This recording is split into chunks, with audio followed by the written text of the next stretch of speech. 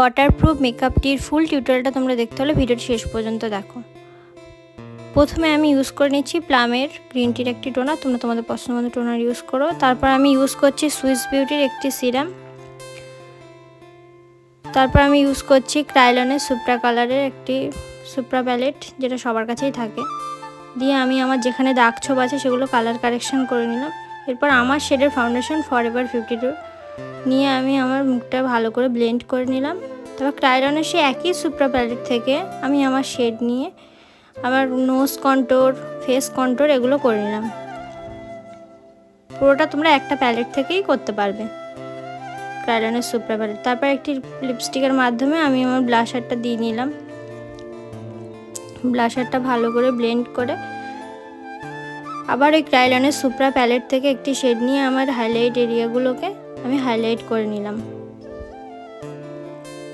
যেখানে যেখানে তোমাদের হাইলাইট করার দরকার পড়বে। তারপর ইনসাইডে একটা লুজ পাউডার দিয়ে আমি পুরো মেকআপটাকে সেট করে নিয়েছি, যাতে এই গরমে ঘামটামগুলো না হয়। তারপরে টাচের একটি ব্লাশ প্যালেট থেকে আমি আবার আমার মুখটাকে একটু ব্লাশ করে নিলাম, যাতে একটু ভালো লাগে।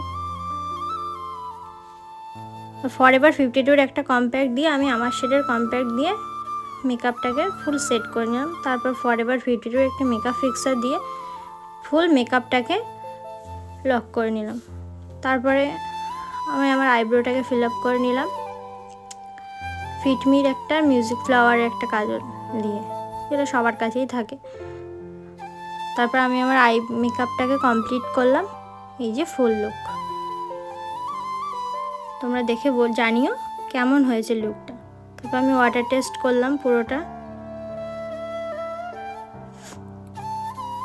ওয়াটার টেস্ট তোমরা দেখতেই পাচ্ছ মেকআপটা কতটা লং লাস্টিং হয়েছে। জল দেওয়ার পরে মেকআপ কিছুই হয়নি, তোমরা ভালো করে দেখে নাও। মেকআপটা একদমই কিছু হয়নি, তোমরা দেখো। জল দেওয়ার পরে যেভাবে মেকআপ সেভাবেই আছে। এই টিউটোরিয়ালটা তোমাদের কেমন লাগলো তোমরা অবশ্যই কমেন্ট করে জানিও।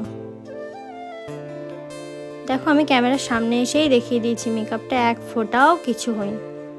আই মেকআপও না, ফেস মেকআপও না, কোনো মেকআপটাই নড়িনি। কেমন লাগলো তোমরা ভিডিওটা জানিও। এই যে ফুল লুক।